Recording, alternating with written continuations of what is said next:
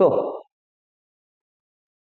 जैसा कि आप सभी लोग थंबनेल समझ गए होंगे कि आज का जो हमारा मेन टॉपिक या टॉपिक ऑफ डिस्कशन है इस वीडियो का, वो है हमारे जेडबलई आने वाले 2026 जेडबलई जनवरी सेशन एंड अप्रैल सेशन के लिए मोस्ट इंपॉर्टेंट टॉपिक्स निकालना अलग अलग सब्जेक्ट से। आज का जो पहला सब्जेक्ट रहेगा वो हमारा यूज कर रहे हैं हम यहाँ पर फिजिक्स सब्जेक्ट का। एनालिसिस करेंगे पिछले 6 सालों के पेपर का और उसके हिसाब से हम टॉपिक्स और चैप्टर निकाल कर लाए हुए हैं सिर्फ और सिर्फ आपके लिए, जिससे कि आप कम पढ़कर भी ज्यादा से ज्यादा स्कोर कर सकें। मैंने बोला हुआ है कम पढ़कर, बिना पढ़े की उम्मीद करना बेवकूफी। ठीक, सबसे पहले एनालिसिस में आता है जो मैंने आपको थंबनेल में वादा किया है 97 परसेंटाइल कम से कम। तो कितने आपका कहना चाहिए, कितना स्कोर चाहिए है हमें 97 परसेंटाइल लाने के? तो पिछले 5-6 सालों के ट्रेंड को देखकर तो ये समझ में आता है कि 120 से 130 तक का स्कोर काफी है 97 परसेंटाइल लाने के लिए। ऑन अ सेफर साइड 135 चलते हैं हम लोग, क्योंकि नॉर्मलाइजेशन भी कई बार इजी और टफ शिफ्ट के हिसाब से हो जाता है। दूसरी चीज, अगर आप इन टॉपिक्स को अच्छे से पढ़ें और कुछ सरप्लस टॉपिक्स भी करके जाएं जिसके बारे में मैं बताऊंगा इस वीडियो के अंदर, तो आप इजीली 99 परसेंटाइल ग्रैब कर सकते हैं। 99 परसेंटाइल के लिए लगभग आपको 160 से 175 मार्क्स चाहिए होते हैं जेडबलई मेंस के अंदर। सो शुरुआत करते हैं अब हम लोग फिजिक्स के साथ। चलिए, तो सबसे पहला जो सबसे इंपॉर्टेंट टॉपिक में से एक आता है वो है इलेक्ट्रोस्टैटिक्स। पिछले आपके 6 सालों में लगभग इलेक्ट्रोस्टैटिक्स के 124 क्वेश्चन आए। मैं पहले ही एक बात अभी से क्लियर कर दूं वीडियो में कि ये लगभग एस्टिमेट है, थोड़ा बहुत plus minus 10-5 question plus minus हो, तो इससे आप ऐसा मत जज करिएगा कि नहीं सर ने तो 124 बोला था तो 124 ही होंगे। नहीं, 10-5 क्वेश्चन ऊपर नीचे, ये अप्रोक्सीमेट है। तो 124 आए थे इलेक्ट्रोस्टैटिक्स से क्वेश्चन। 12th का बहुत मेजर और बहुत इंपॉर्टेंट टॉपिक, और वैसे भी आपको जो बोर्ड्स के लिए तो करना ही करना पड़ेगा इस चैप्टर को। तो उसमें electric charge and Coulomb's law से 31 क्वेश्चंस थे, electric field and field line से 55 थे, और इलेक्ट्रिक पोटेंशियल और पोटेंशियल एनर्जी से 38 क्वेश्चंस आए हुए थे। कुल मिलाकर ये मेन हमारे टॉपिक्स बन जाते हैं इलेक्ट्रोस्टैटिक्स चैप्टर के। सेकंड इंपॉर्टेंट चैप्टर होता है इसी का लगा हुआ, इसका सिस्टर चैप्टर कहला सकता है, या फिर इसी के जस्ट बाद में इसी के कांसेप्ट को यूज करता हुआ चैप्टर करंट इलेक्ट्रिसिटी। इसमें भाई ये तो इससे भी आगे थे, 177 क्वेश्चन आए हुए हैं। इसमें मेन क्वेश्चंस आते हैं कॉम्बिनेशन ऑफ रेजिस्टेंस और रेजिस्टिविटी से, लगभग 80 क्वेश्चंस आए हुए हैं। Electric power and heating effects of current से 32 यानी 32 क्वेश्चंस आए हुए हैं, और इलेक्ट्रिकल इंस्ट्रूमेंट से आए हुए हैं आपके 65 क्वेश्चन। इलेक्ट्रिकल इंस्ट्रूमेंट्स में आपका गैल्वेनोमीटर, वोल्टमीटर, ये सब कुछ कंप्लीट आता है, साथ में मीटर ब्रिज। प्रैक्टिकल एक्सपोजर और प्रैक्टिकल कांसेप्ट्स में मीटर ब्रिज के क्वेश्चंस कई बार आए हुए हैं और देखे गए। अगले चैप्टर की ओर चलूं तो मैं आपका आता है डुअल नेचर ऑफ मैटर, जिसको आप एटम्स एंड न्यूक्लियाई के अंदर पढ़ रहे होते हैं इस चैप्टर को क्लास 12th में। अगेन बोर्ड्स के लिए भी आपको पढ़ना ही पढ़ना पड़ेगा इन चैप्टरों को। डुअल नेचर ऑफ मैटर के 126 क्वेश्चंस देखे गए हैं, जिसमें majority question photo electric effect और मैटर वेव से देखे गए हैं। Photo electric effect, matter waves के थ्योरेटिकल और न्यूमेरिकल दोनों ही देखे गए हैं।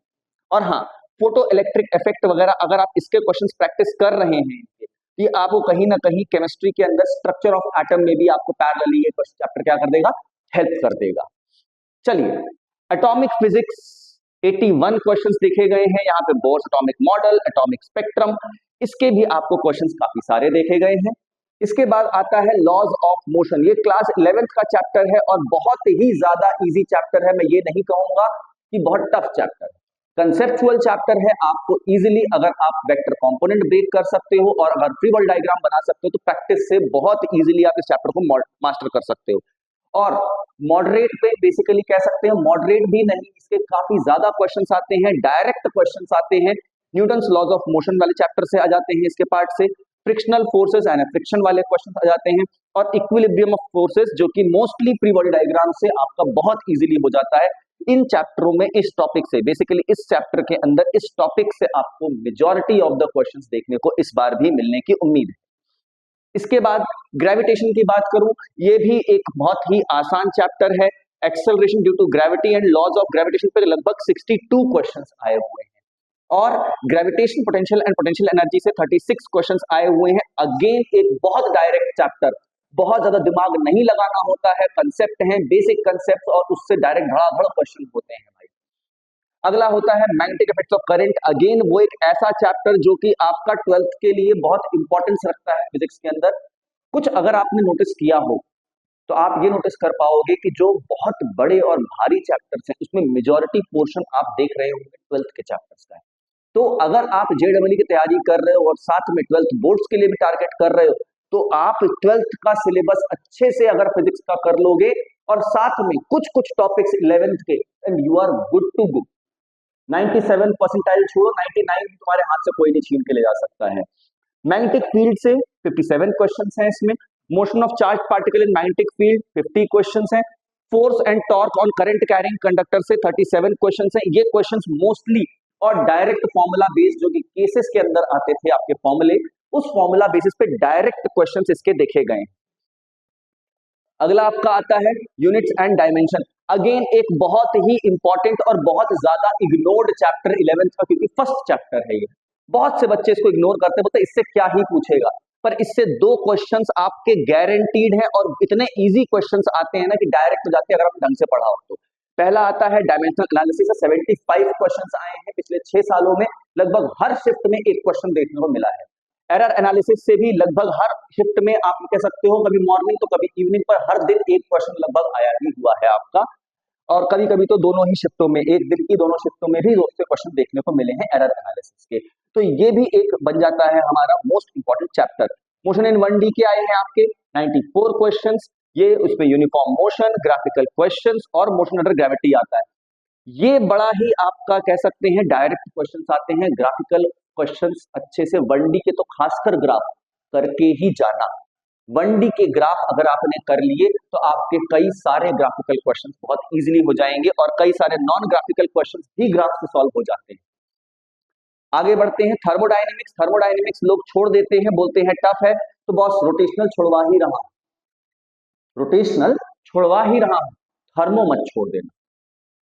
ठीक, रोटेशनल अगर आप छोड़ना है आप छोड़ सकते हो। बहुत से बच्चों को ट्रिकी लगता है, जिनको कर लिया है या जिनको बनता है उनको बना नहीं कर रहा हूं मैं। मेरा कहना है जिनको ट्रिकी लगता है, जिनको टफ लगता है, तो वो थोड़ा बहुत चाहे तो स्किप करके चल सकते हैं, बेसिकली मोमेंट ऑफ इनर्शिया वगैरह देख के। बाकी बात करता हूं उसके बारे में। थर्मोडायनेमिक्स के 92 क्वेश्चंस आए हुए हैं। फर्स्ट लॉ ऑफ थर्मोडायनेमिक्स से 26 क्वेश्चंस। ये बहुत डायरेक्ट क्वेश्चंस हैं, ये क्वेश्चंस बिल्कुल डायरेक्ट क्वेश्चंस हैं। और thermodynamic process like adiabatic process, isothermal process, इन सब के बेसिस पे भी 66 क्वेश्चंस आए हुए हैं, तो इसको कर लेना। हाँ, इसमें एक चीज मेंशन करना भूल गया हूं, इनके ग्राफ्स भी बिल्कुल देख लीजिएगा। ये ग्राफ आपको फिजिक्स और केमिस्ट्री दोनों में ही हेल्प कर सकते हैं, खास करके फिजिक्स में तो हेल्प करेगा ही करेगा। केमिस्ट्री में बहुत रेयरली ग्राफ आता है, पर फिजिक्स में थर्मोडायनेमिक्स में ग्राफ जरूर आएगा। अगला आता है अल्टरनेटिंग करंट। अगेन एक 12th का चैप्टर, और LC, LR, LCR circuit, LCR oscillation, LC oscillations, इस सब से आपको देखे गए हैं करीब 78 क्वेश्चंस देखे गए हैं। ज्यादा कुछ उसमें पढ़ने की जरूरत नहीं है। लेंज लॉ और वगैरह ये सब चीजें जो है इसको लगा भी सकते हो आप, इसको आपको मतलब बेसिक आपने पढ़ा भी हुआ है लेंज लॉ वगैरह तो पीछे मैग्नेटिक इफेक्ट्स ऑफ करंट के अंदर पे।